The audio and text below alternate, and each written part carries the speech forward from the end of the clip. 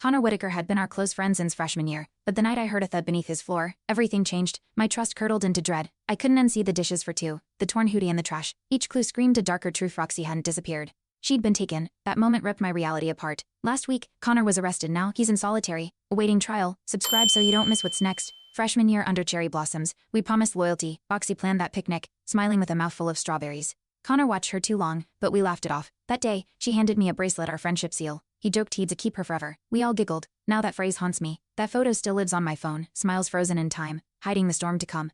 I never imagined that moment would echo back like this. Sophomore fall, Connor helped Roxy move into her new dorm. He insisted on carrying everything. Later, she told me he hung around, rearranging her books, fixing her Wi-Fi, texting nonstop. We thought it was sweet, clingy. But sweet. Nicole joked he had a big brother complex. Roxy just smiled, brushing it off. But that semester, she stopped showing up to group dinners. I wish I'd pushed harder. Notice more. She was already pulling away, and we let her. Roxy's sudden silence hit hard.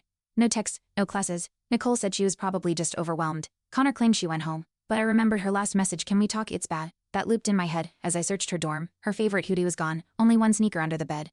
Can it clawed at me? Connor brushed it off, grinning like nothing was wrong. I started keeping notes. Something was horribly, undeniably wrong, and I felt it. I asked around campus. Roxy hadn't withdrawn. No flights booked, no goodbye notes. I found her planner October 14th circled with nervous. Tell him that date burned in my brain. I showed Connor. He shrugged, said she was dramatic. Nicole pulled me aside, said I was being obsessive. But Dr. Martinez looked uneasy when I mentioned Connor. You should be careful, he muttered. That night, I installed a second lock. I didn't know who to trust anymore. I cross-checked security footage from Roxy's dorm. The camera outside her hall glitched from 8:12 a Moto 8:27 a PM. The exact window she vanished. Campus, it said it was routine maintenance. But Emma, her ex-roommate, said Roxy hated walking alone after dark. That night, I found Connor standing near my building, saying he missed our group. My heart pounded. I lied about needing sleep. My gut screamed. The puzzle pieces were closing in. He knew I suspected. Nicole found Roxy's spare key in her backpack, wrapped in tissue. She swore it wasn't hers. That night, I saw Connor hovering near the dumpster. When I approached, he vanished. Inside the bin, torn sheets, duct tape, a cracked phone case. Roxy does. I showed Dr. Patel, who urged calm. Don't jump to conclusions, she said. But my hands shook. That wasn't paranoia. That was evidence. Why was everyone so afraid to believe me? Or was I just next? Emma messaged me a screenshot, an old chat, where Roxy begged her to keep quiet about Connor. He doesn't like secrets, it said. That chilled me. I printed it out. Added it to my growing file. Richard warned me I was making enemies. Connor's well-connected, he said. But I couldn't stop. I met with Amy Turner, Connor's ex from high school. She whispered. I left because I was afraid. I realized Roxy wasn't his first victim. I showed Dr. Martinez the growing file, photos, messages, timelines. He stared at it, then sighed. Be careful. If this gets out. He didn't finish. That night, someone tried my door handle twice. I waited, clutching pepper spray. When I reported it, campus security said I imagined it.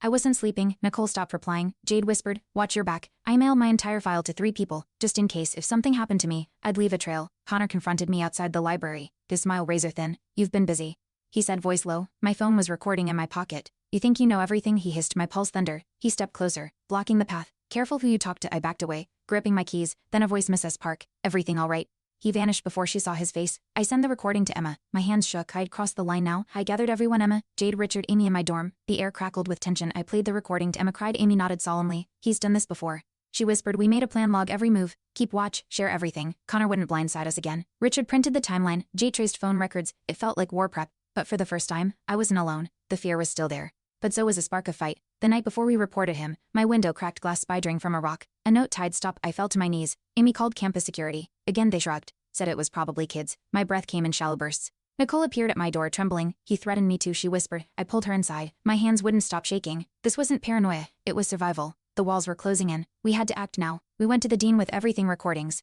messages, testimonies. He stared quiet. Then this is serious, but we must follow protocol. Protocol? Roxy was gone. Connor was dangerous. He promised to review it urgently. That night, I watched the clock. Every creak in the hall sharp as a scream. The system moved like molasses. But we didn't stop. Emma drafted a press email. Richard uploaded the file to the cloud. If the school wouldn't act, we would. Jade found Roxy's deleted keycard logs. She'd entered Connor's building that night. Ever exited proof. We printed everything, copies for backup. Richard drove me to the police. I handed them the folder, voice shaking. The officer read silently. Then, this changes everything. They launched an immediate search. My knees buckled. Amy caught me. We weren't hallucinating. We were right. Finally, someone believed us. But belief didn't guarantee safety. We still didn't know where Roxy was. They raided Connor's family cabin. In the basement, chains, Roxy's phone, her journal, no sign of her. But there was blood and rope. My heart cracked. Was it too late? Then faint rustling from a crawl space. Pleased, a voice rasped. It was her, alive barely. She collapsed into the officer's arms. I stood frozen, sobbing. We'd found her. Connor was caught trying to flee. His smile gone, replaced with rage. We had him, and Roxy was free while Roxy recovered in the hospital. Emma uncovered something darker. Connor's cloud backups held footage, grainy, time-stamped videos, multiple victims. One was Amy years ago, another Sarah, Emma's old roommate, banished junior year. We alerted the police. Each file shattered us more. Connor wasn't just a stalker. He was a predator and no one had believed any of us. It wasn't over. The school launched an emergency hearing. Suddenly, we were witnesses in a serial predator investigation. We weren't alone. Richard revealed something shocking. His brother had been silenced years ago by the same campus system. Different predator, same cover-up. It was a pattern. Jade traced emails between deans, redacting reports. The institution had buried complaints. We weren't just fighting Connor, we were fighting legacy silence. Nicole testified publicly. Emma published her expose online. The story went viral. Our inboxes flooded. Survivors, allies, reporters. Connor's face was on national news. This wasn't just our campus anymore. It exploded. Dr. Patel called me in. I braced for dismissal, but instead she cried. I'm sorry, I knew something. I was warned to stay quiet. She handed over old reports, hidden complaints about Connor, some even from staff. She resigned that day, publicly. It cracked open the dam. Professors came forward. Staff admitted fear. The school board called a town hall. For once, they listened. Our pain wasn't invisible anymore. It was undeniable. The truth was finally taking root. Connor tried a last move, faking insanity. His lawyer claimed delusion, childhood trauma, but Jade unearthed therapy records fabricated. He'd staged it all. The judge reviewed the files silently, then denied the plea. Predatory intent, he ruled. No loopholes, no delays. The trial proceeded with full charges. Nicole sobbed in relief. I squeezed Roxy's hand. He wouldn't escape through a technicality. The monster behind the mask had nowhere left to hide. Justice wasn't just possible, it was coming fast. At trial, Emma took the stand. Her voice shook but never broke. He ruined lives, she said. Roxy's journal, read aloud, left the courtroom silent. Connor's smirk was gone. The prosecution presented every file, every testimony. When Amy showed the restraining order she's once filed and withdrawn under pressure, the jury looked sick. By closing arguments, even the judge teared up. We weren't just witnesses, we were survivors. The verdict would be ours, truth carved into history. The verdict was unanimous, guilty on all counts. As the judge read the sentence, life without parole, Connor's composure shattered. He screamed, called us liars. Guards restrained him. I stood still, every muscle trembling. Roxy buried her face in her hands. Reporters swarmed outside the courthouse, but inside, we were silent, holding each other. It wasn't celebration, it was closure. A storm finally breaking. We weren't the same girls under the cherry blossoms, but we had survived the unthinkable. 2 weeks later, we received anonymous email screenshots of internal memos, the school that tried to bury complaints before. Names redacted, timelines erased, but someone on the inside was leaking it all. Jay traced the IP to a faculty lounge. Dr. Martinez confessed he couldn't stay silent anymore. He'd been pressured to stay quiet. Now he was done. The files became public, lawsuits followed, administration crumbled. For once, the whispers behind doors turned into headlines. We had exposed everything. The Department of Education launched an investigation. We were interviewed, our files examined. Emma testified again. Roxy gave a statement from her hospital bed. Even Amy stepped forward publicly. We watched university leaders resign one by one. Students protested in the quad, chanting for reform, for justice. The cherry blossoms bloomed again, but this time under banners of protest. It wasn't just about Connor anymore. It was about every voice they tried to silence. And now we roared. An unexpected call came. Sarah Daniels, presumed missing for years, was alive. She'd fled after Connor's threats. She'd seen the news, finally felt safe. Her return was emotional chaos. She confirmed everything. Another survivor, another voice. We held a small reunion. She hugged Roxy, crying. I thought I'd die alone, she whispered. That night, we stayed up, recounting scars and victories. The trauma was deep, but so was the connection. We weren't broken. We were bonded forever. Nicole started a support network, weekly meetings, anonymous hotline, trauma therapy circles. Survivors flocked in. What began with whispers turned into a movement. Campus dynamics shifted. Students held faculty accountable. Believe Us signs covered bulletin boards. Roxy led a healing workshop. Emma created a survivor sign. Even local media followed up. We weren't just survivors now, we were builders.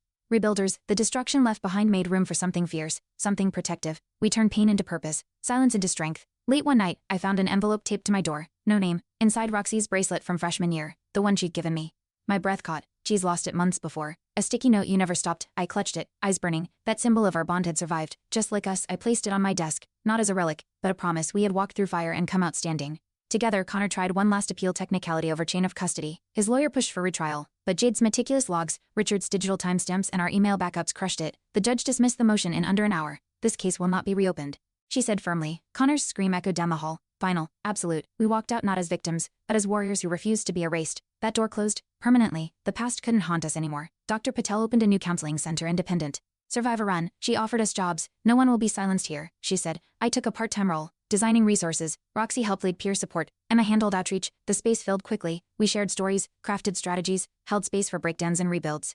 Healing wasn't linear, but it was real. The center's name at the unbroken. Students painted murals across its walls, flames, fists, open eyes. We'd planted something unshakable. An investigative podcast picked up our story. I hesitated, then recorded. My voice trembled. But my words were clear. He didn't break us. Listeners responded, thousands. Messages poured in, some heartbreaking, some hopeful. One girl said our story saved her life. Roxy and I sat in silence after hearing that. Impact is quiet sometimes, not in headlines, but in lives held back from the edge. We weren't just telling a story. We were rewriting what survival looked like. Spring arrived. The quad filled with new students, unaware of the war we'd fought there. But we remembered. We gathered beneath the cherry blossoms. Emma, Roxy, Nicole, Sarah, Jade, Amy, Richard, and me. Silent at first, then laughter, hugs, stories. I snapped a photo just like freshman year. Only now, our smiles held power, not naivety. We'd built something lasting. This wasn't closure, it was continuation. From pain came purpose. From silence, a storm. From ashes, a new beginning. We planted a tree outside the unbroken, a cherry blossom, rooted in truth. A plaque read for those who spoke, and those still silent. Students gathered, placing flowers. Roxy spoke.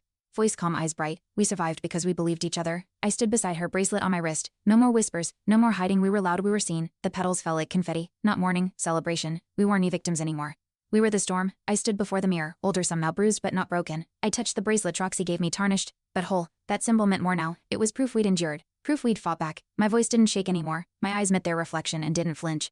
We lost so much innocence, trust, time, but we gained truth, sisterhood, purpose. I wrote in my journal. We survived together, that was the legacy. Not fear, not silence, but relentless, courageous survival. Connor rots in prison. His name erased from campus records. Roxy leads workshops nationwide. Emma's sign is now a published memoir. I mentor freshmen. The cherry blossoms bloom, unburdened. We walk freely, no longer glancing back. Our stories echo in every safe space built. We didn't just survive. We reshaped the world we once feared.